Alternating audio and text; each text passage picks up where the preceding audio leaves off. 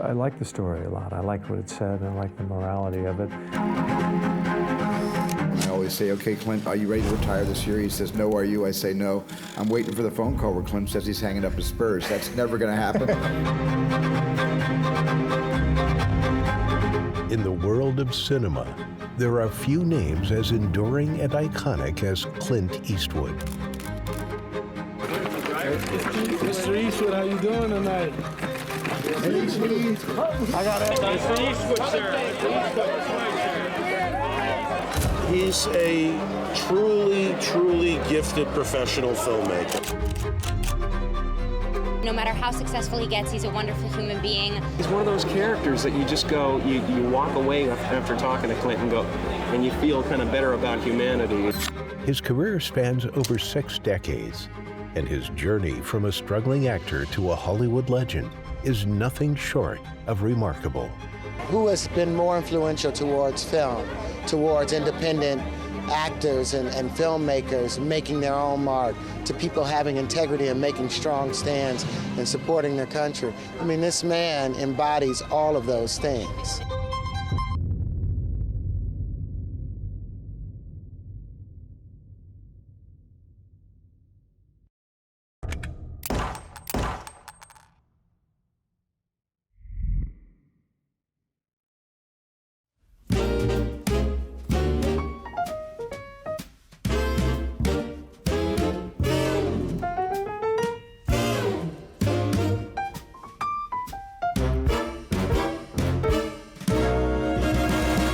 Clint Eastwood, nicknamed Samson, was born on May 31st, 1930, in San Francisco, California.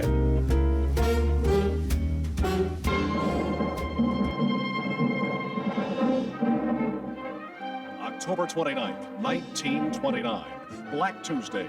The New York Stock Exchange is in a panic. Frantic investors have scrambled to unload their stocks at any price. Everyone wants to sell. No one wants to buy. Suddenly, even the most gilt-edged securities are practically valueless. The stock market crash has come, and the Great Depression has begun. Son of Ruth Wood and Clinton Eastwood Sr., he was raised in a working-class family during the Great Depression. The young Eastwood's modest beginnings shaped the strong work ethic and resilience that would define his life.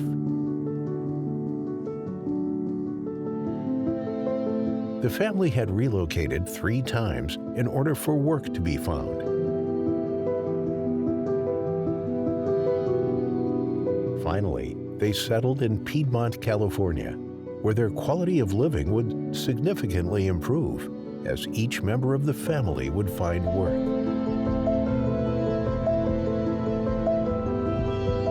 Clint found education a chore, opting to avoid studying altogether in order to have fun. On multiple occasions, he was punished due to infractions and even kicked out of Piedmont High for writing obscenities on the athletic school board and burning an effigy on the lawn.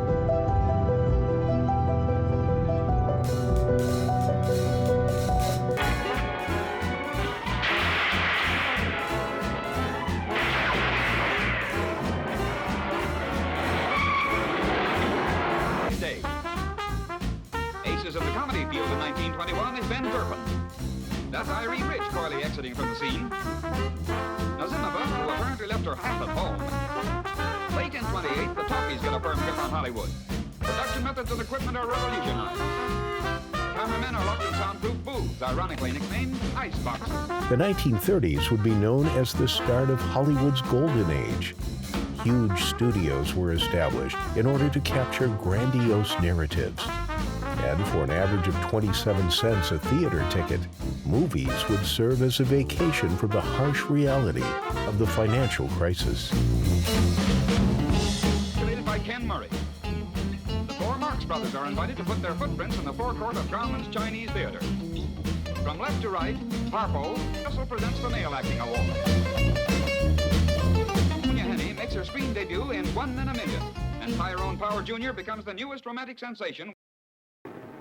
On the ground, all along a highly fluid battle line, vicious fighting continued between the Red invaders and the UN defenders. For every prisoner taken on Basio, we would find hundreds of thousands of fanatical Japanese between Tarawa and Tokyo who were ready to fight to the death. The 1950s had Eastwood participate in the military during the Korean War. After basic training, Eastwood became a swimming instructor at Fort Ord, California.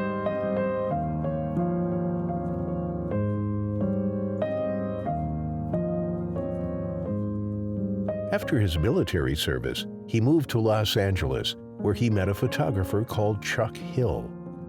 Upon noticing Eastwood's stunning features and demeanor, he recommended the ex-Army man go into acting, regardless of his non-existent experience. Before long, Eastwood was working with Universal Pictures on a $75 a week contract, taking acting classes to prepare him for the camera.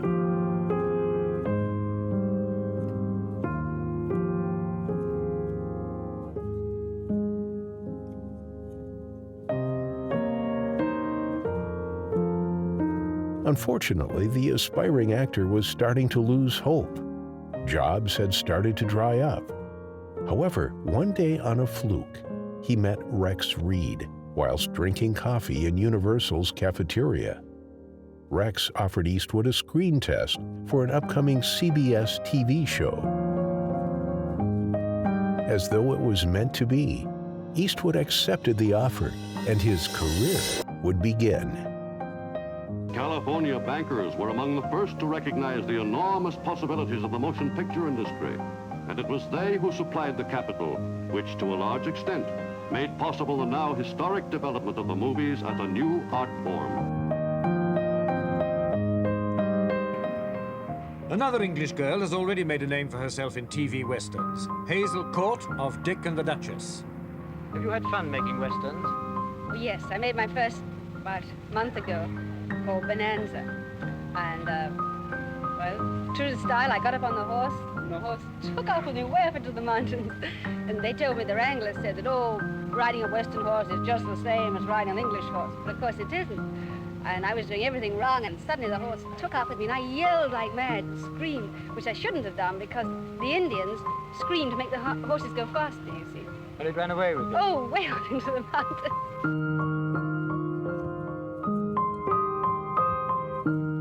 I grew up in the 30s and 40s, and westerns were, every kid wanted to be in a western, every kid wanted to pack a gun and ride a horse.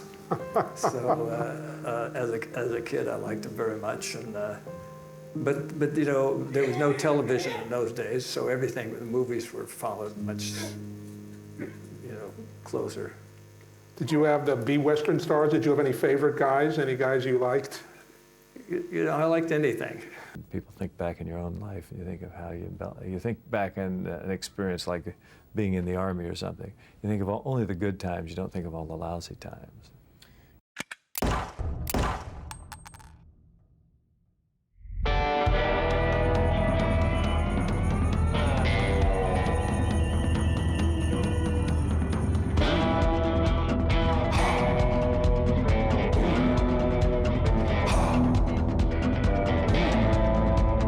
Eastwood's early acting career was characterized by small roles in films and television series. His breakthrough came when he landed the role of Rowdy Yates in the popular TV series Rawhide. This role introduced him to a wide audience and set the stage for his journey into Hollywood stardom. The show ran for 8 seasons, and the name Clint Eastwood was gaining popularity. It was in the 1960s that Eastwood achieved international fame through a series of iconic spaghetti westerns directed by Sergio Leone. These films, including A Fistful of Dollars, For a Few Dollars More, and The Good, the Bad, and the Ugly, showcased Eastwood as the stoic and mysterious man with no name. His strong, silent persona, punctuated by the infamous cigarillo, became an enduring symbol of the Wild West.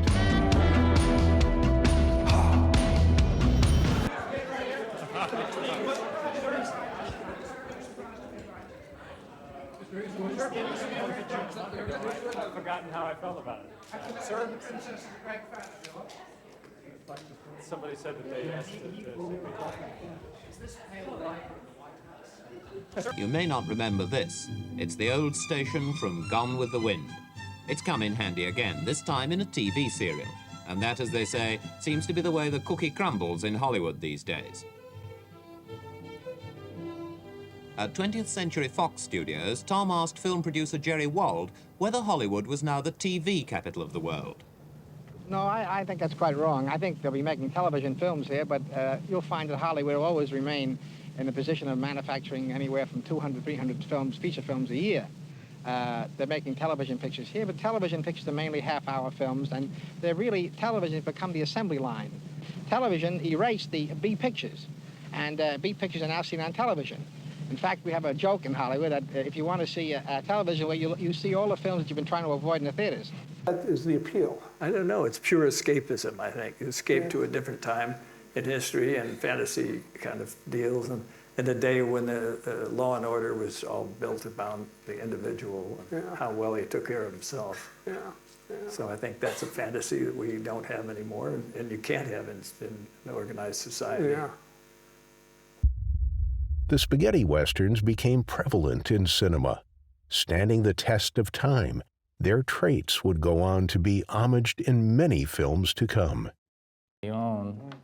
There's a very haunting quality that he put on top of the classic American Western, like High Noon and things like that, with the way he uses music and the way he uses, it just gives it a more sense of longing.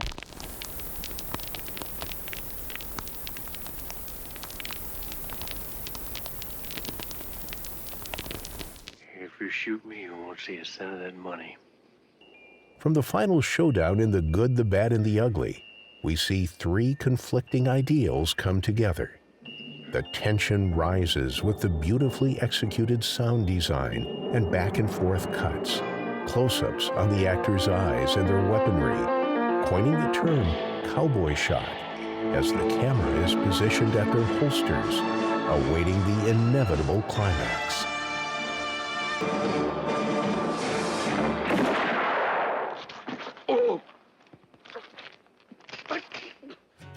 Eastwood's on-screen presence commanded power. When the audience hears, Get 3 coffins ready. in a fistful of dollars, we prepare ourselves for a masterclass in visual storytelling, reminiscent of the late Akira Kurosawa's works. Eastwood is outnumbered, and yet with ease, he controls the scene, from the pacing to the emotion. With ease, the opposition is dispatched. Sergio Leone saw something in Clint Eastwood that was truly unique. He had this natural charisma and presence that was perfect for the Western genre. Their collaboration forever changed the course of both their careers. That was the appeal. I don't know. It's pure escapism, I think. You escape to a different time in history and fantasy kind of deals. And in the day when the law and order was all built around the individual, how well he took care of himself. So I think that's a fantasy that we don't have anymore, and you can't have it in an organized society. Asked me if I wanted to go to Italy and make a Western, a remake of a Japanese film. And I said, no, I really don't. I said, I'm doing a Western now, and it's on TV every week. I said, and we have a little hiatus, and I'd just like to have a few days off, maybe go fishing or something. I read the script. They asked me to read the script as a favor to the head of William Morris and Rome. And I read it, I said, hey, this is your Jimbo. I remember that I was a big fan of Kurosawa's Yojimbo. And I thought, at the time I saw that, I thought that would make a great Western, but nobody would have the nerve enough to do it. Because it was so kind of wild. I've never been to Spain, and we did a lot of fun on Spain. I went over there, and it was a very small picture. It was made for $200,000. Really, wow. I did the other two pictures every year, and by that time, Sergio had more money to put in production. I made those, which were fantasy westerns. I mean, they were more operatic westerns. Yeah. But very stylized, and Sergio had was great for picking faces. Yeah. Just looking at things a little different, working with a European director is good for me. Were you surprised that those Italian films took off the way they did? Yeah, I didn't even know they were there. I did those and they came out and they were stylized. I didn't know it was going to be a hit. It was made under the title of Magnifico Stranero. Huh. And so I didn't think about it. So and I'd read Variety and they would say, Westerns are out in Italy and all this. So I said, oh, well, I make one and they're out. So, and then all of a sudden they started printing a fistful of dollars. Yeah. I had no idea it was the one I was in. Oh, you didn't know? Yeah, so it's a hit picture. And all of a sudden one day somebody put in there starring Clint Eastwood. And I'd never seen that before, except on television. Yeah. And I thought, this couldn't be the one. Yeah, it turned out to be it was. While Eastwood was making a name for himself in the spaghetti westerns, he took on another iconic role in the early 1970s, that of Detective Harry Callahan in Dirty Harry. The character was a departure from his Western persona, but still embodied the strong, morally ambiguous hero that audiences loved. The film series was a massive success and solidified Eastwood's status as a Hollywood superstar. During this time, it was confirmed that Eastwood was the highest-paid actor in the world. One of the most famous lines in cinematic history, Do I feel lucky? Well, do you, punk? became synonymous with Clint Eastwood and Dirty Harry. Go ahead. Make my day.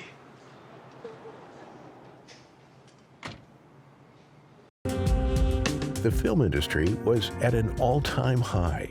The 1970s provided the world with new directors set on encapsulating the human condition, such as the rise of Martin Scorsese, Kubrick, Spielberg, Francis Ford Coppola, and many more. Eastwood's acting prowess extended beyond his tough guy roles. As his career evolved, he ventured into a variety of genres, proving his versatility as an actor. Films like The Bridges of Madison County showcased his dramatic depth, while Every Which Way But Loose and its sequel demonstrated his comedic chops. It's no joke. It's Eastwood like you've never seen him before. In a new film called Every Which Way But Loose, you turn me. Every which way but loose. Inside the fire's burning me. In my mind, you just keep turning me. There can't be too many guys driving around this valley with an ape. I don't do anything anymore. I've worked for many years. I guess there must be several thousand movies that I've worked on. The first image you have of many of your favorite films is probably a Bill Gold creation. I have to analyze the problem. What is the movie about? What is the story about? What is it trying to say? Whatever the style of the movie is, what kind of an audience I want to appeal to. So they get some sort of an inkling about what the film is going to represent. It should look like. We knew it was this handcuffed couple and the barricade of police.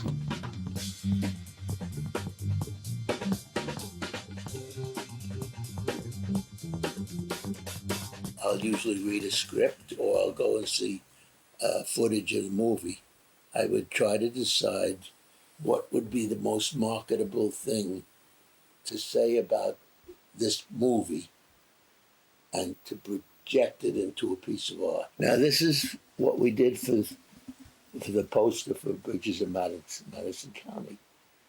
The photographer on the set took this shot of Clint with his little baby. He loved the lighting and he loved the embrace quality of it. So I said, gee, maybe we can do something like that. We got Meryl Streep to come down, and she brought with her one of her assistants, and he held her in the right position. We put it together in Photoshop. I think when I first started out in the dollar films, people were saying, the critics at that time were saying, well, who's this upstart? What's he doing in this? What's the idea? How dare these Italians make an American Western film? And who's this television actor hanging out? And then when I started directing films, people were going, we're not sure we accept him as an actor.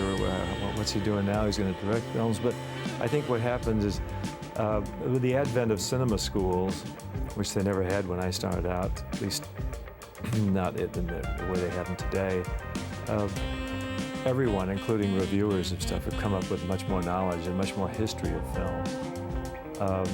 So I think nowadays people are approaching it a lot differently, and a lot of current reviewers have grown up more with some of them dated my films or first dates or whatever, some certain formative periods in their life. So I'm not an upstart to them. I'm somebody who's been there for them for a long time.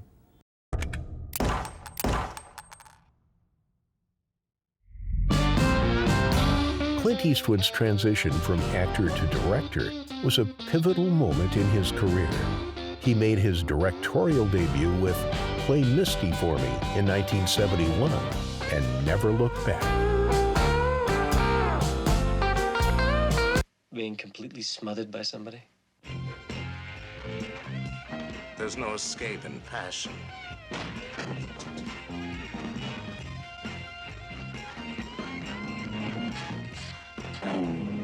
There's no escape in speed. There's no escape from terror. You will change your accent. Nobody asked you. Eastwood's directorial style was marked by a minimalist approach, emphasizing strong storytelling and character development. To him, the art was everything. From his on-screen presence, Eastwood made a successful foray into political elections. Eastwood served as the mayor of Carmel by the Sea, a small town in California, from 1986 to 1988. During his tenure, he focused on improving the city's infrastructure and made efforts to reduce local government regulations. Some fear the system encourages celebrity mayors, like Clint Eastwood, former mayor of Carmel in California. He says, and I think you have to believe him, that his only ambition is for Carmel.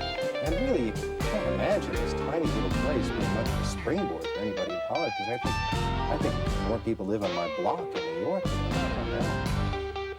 Now, why does the entertainment industry go for politics? Is it an ego thing in America? Well, they get a lot of ego satisfaction in the entertainment business itself. I think to some degree, it's that given the nature of modern politics in the States, the skills are somewhat similar. It's getting up and giving the same speech to 1,000 rubber chicken circuit dinners and being convincing and being sincere on television. Political aspirations for Carmel, and I did a 2-year term as mayor.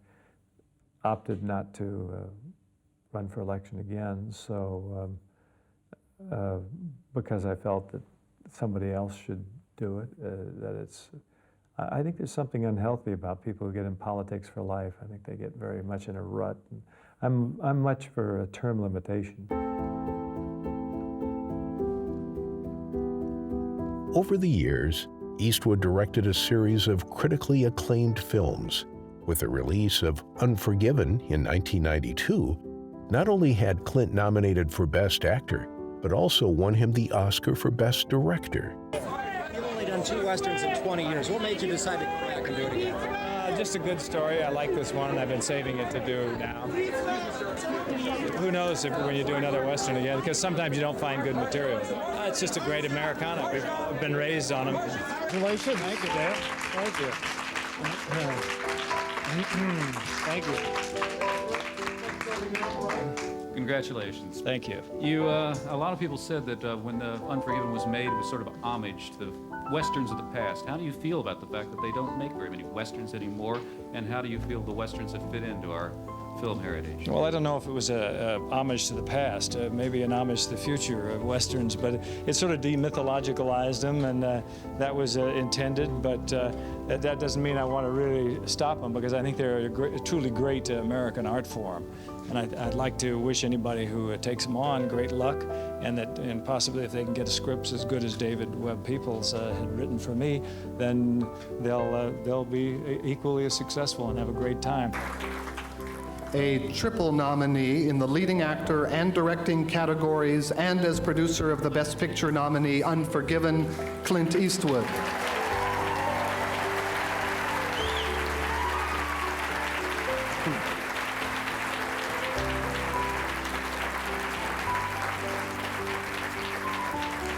How did that come to you? Well, it was given to me as a sample script for David Peoples' work. This was back in 1980.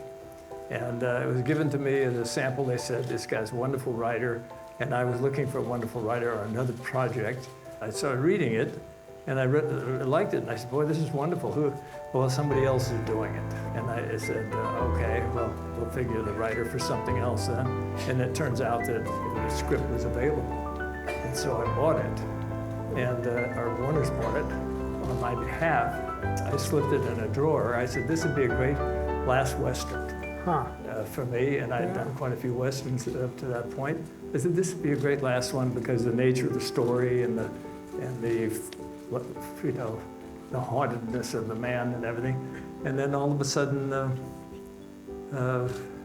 about 10 years later, I woke up and said, Jesus, I've still got that in the drawer. So I took it out of the drawer, reread it, and liked it even more. What are you feeling right now? Are you excited, or is this just another accolade from Hollywood? No, I'm excited because we can forget about this and go on to something else.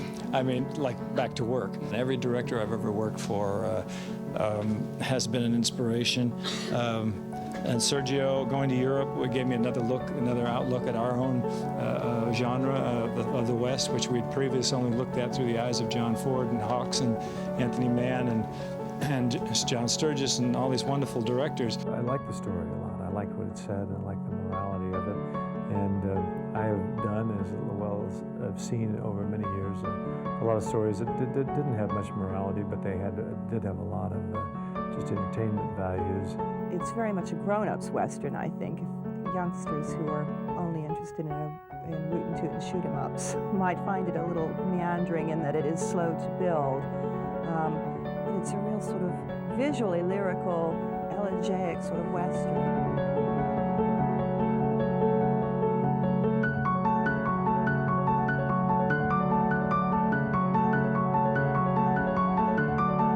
In 2004, Eastwood starred in and directed $1 Million Baby, a film that earned him accolades and awards, including the Academy Award for Best Director.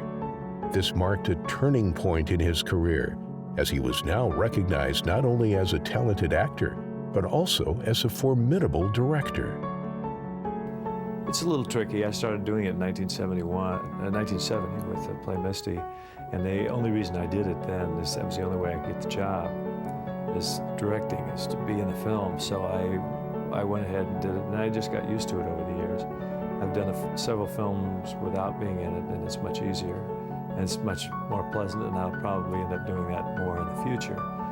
But in the case of Unforgiven, I liked the script very much. I had purchased it, and it's very hard to turn it over to somebody else's concept after you've invested that much time and effort in it.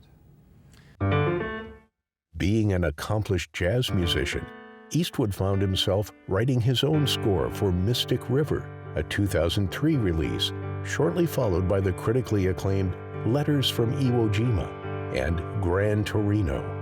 The picture turned out to be a success, so I figured maybe this would be good to quit on top.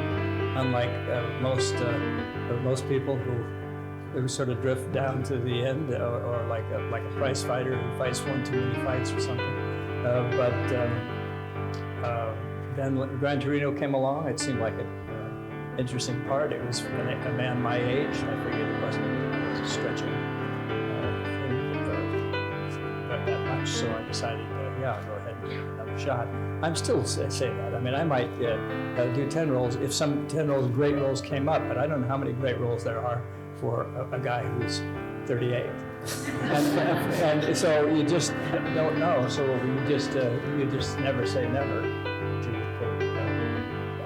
He allows me as an actor to bring out my character very much, and he allows me to take the time to kind of just live the impulse of the role I play, Spider, in Gran Torino. So.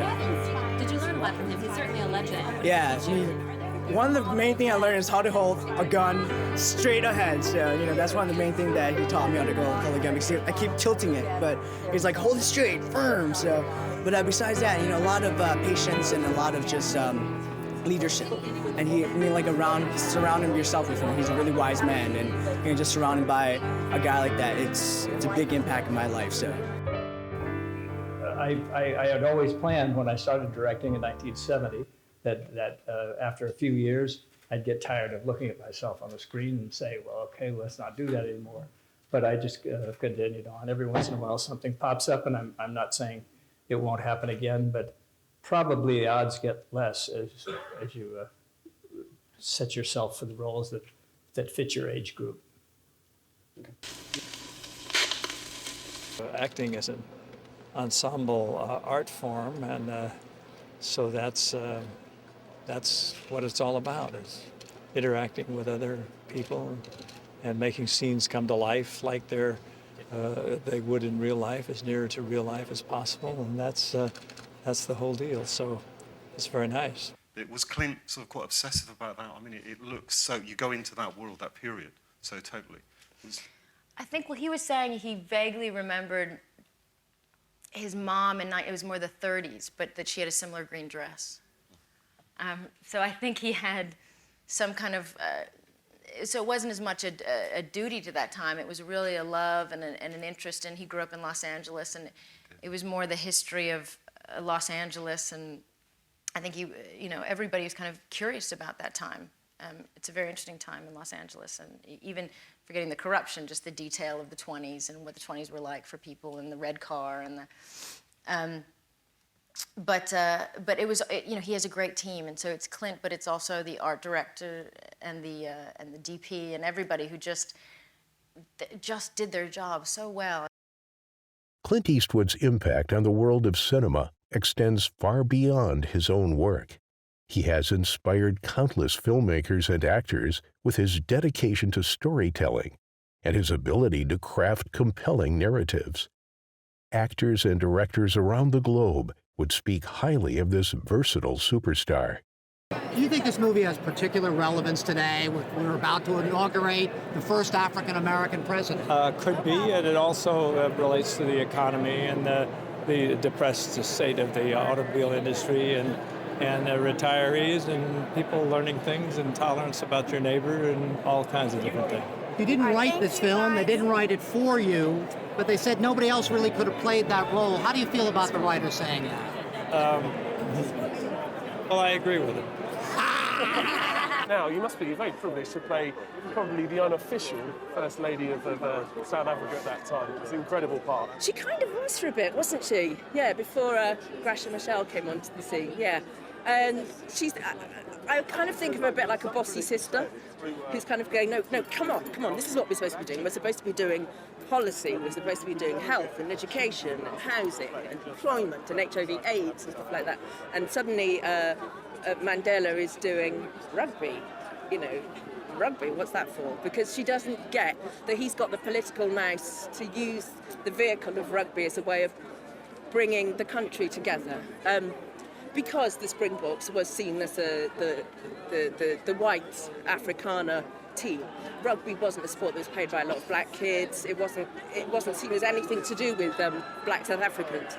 So for Mandela to decide that he was going to use the rugby as a way of saying, no, this is our team actually, it's not a white team, it's a South African team. We are all South Africans now. That's what democracy means. We're all South Africans. So I'm going to wear the green and gold and we're going to support this team.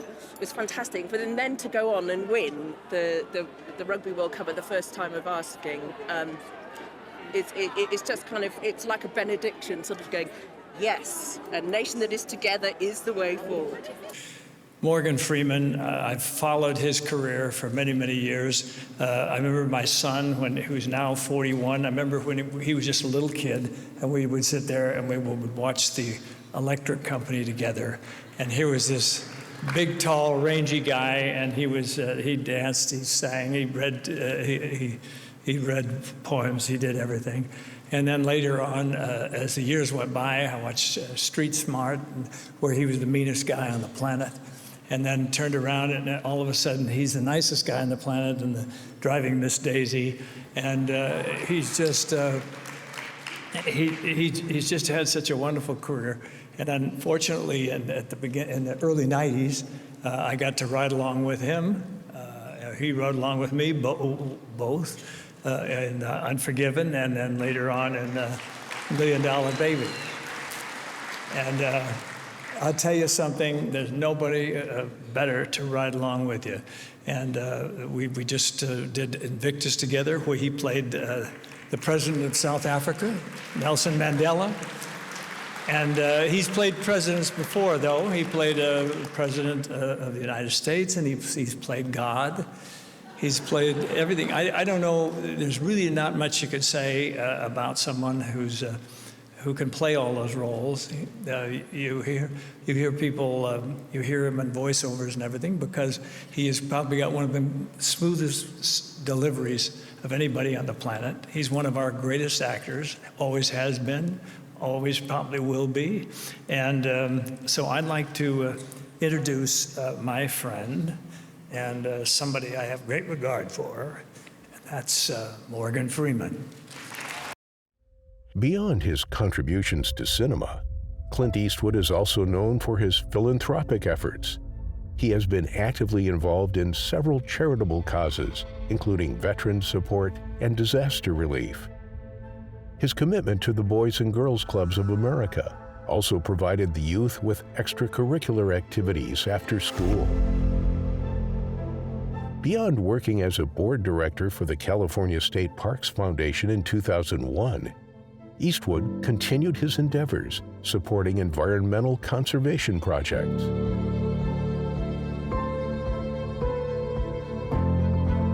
It was noticeable that Eastwood derived from his passions and embedded them into his storytelling. With a strong love for aviation, Eastwood worked with American sweetheart Tom Hanks on Sully, Miracle on the Hudson, a beloved film by many due to the inspiration of events which took place in January 2009. Miracle on the Hudson. That was kind of a good omen in a bad period. And it happened 100 seconds after takeoff. We lost thrust in both engines. Thanks, boss. Thank you. There you go. There you go. How about that? I think it's fabulous. It's fabulous. Fantastic. You take it over. All right. Yes, sir. Just step back a bit. All right. That's the longest Clint Eastwood has talked to an actor in over 40 films.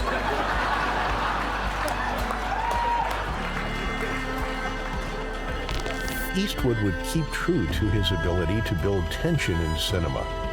By taking what he had learned on camera, he would craft masterful sequences in order to raise the stakes and in turn the audience's heartbeat.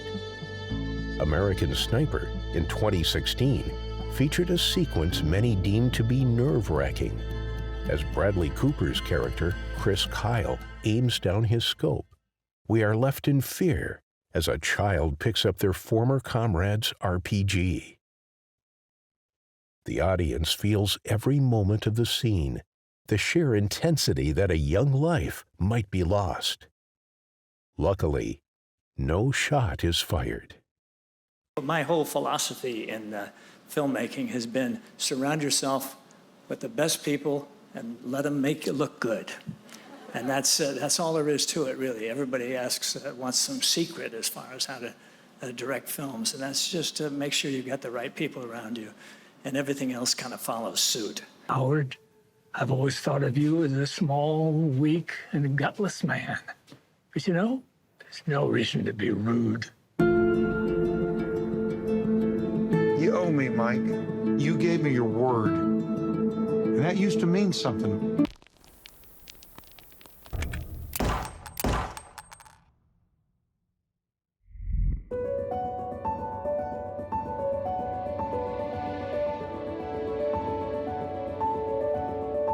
As Clint Eastwood enters his 9th decade of life, he continues to work in the film industry. His recent projects, such as The Mule and Cry Macho, prove that age is no barrier to his passion for storytelling. I'm thrilled he's still working. I'm glad that he keeps, learning and expanding and keeps wanting to tell stories and do this. I mean, I think, if he retired, he would probably drop dead because, those people that, retire and a week later it's, all over. It's so much ingrained in him and he's so passionate about it that I want him to work forever because I think it'll keep him lively and young. Being that he's an actor, he kind of sets it up so it happens by itself. That's the best way of doing it, you know what I mean? It's like, okay, we're doing this, we're doing here, you're going to come over here. Let's just see what happens. How he likes to work as an actor, he sets it up for other actors to have that same experience. I guess that would be the best way of doing it. And the movie was shot in Atlanta in the summer, so it was very, very hot. And his stamina was incredible. I mean, he was just kind of coast through it, No special treatment, Lunch break, go eat with the crew, go back to work, Incredible. Truly. It's funny, it's edgy, he's hilarious in it, and he makes you feel so much in this movie, and it's going to tug at everybody's chest. Despite his incredible journey and numerous achievements, Clint Eastwood remains humble, a true testament to his character. In the world of cinema, Clint Eastwood is not just a legendary actor and director. He is an enduring symbol of resilience, versatility, and determination. His iconic roles, both in front and behind the lens, have solidified him as a powerhouse of the arts. His efforts towards humanitarianism have been nothing short of exceptional, leaving no doubt that his legacy will live forever. Age is, I've sort of planned on not working at this particular time in life, but nobody can plan on what they're going to do at when you reach my age of 49, 39, or whatever Jack Benny was. I just feel that I'm enjoying work as more now than I ever have, or just as much, certainly. And I'm at an age where I can take on more challenges than I have in the past because he's one of those characters that you just go, you walk away after talking to Clint and you feel kind of better about humanity. He's a gentleman, and he's I guess there's things to learn from him, and maybe he's looking to learn how to deliver a line. Who knows? It's his next facet. Also, at this age, you can forget more, but I'm trying to avoid that, and I just enjoy it. I enjoy the process, and I enjoy making films from behind the camera equally as to that of being in front of the camera on all those years, and.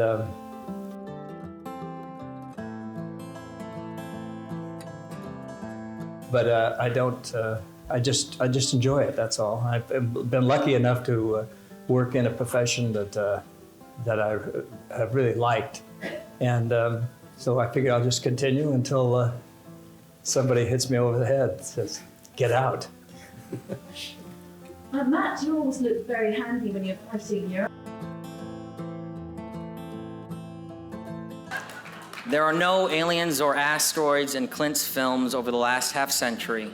From Bird to Unforgiven to Mystic River to $1 Million Baby to Flags of Our Fathers and Letters of Iwo Jima to J. Edgar, he has accumulated a body of work that has left an indelible imprint on our culture.